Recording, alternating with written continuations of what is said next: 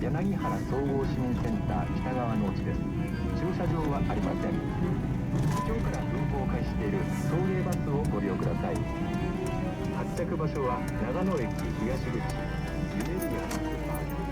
出発時間は午前8時半です。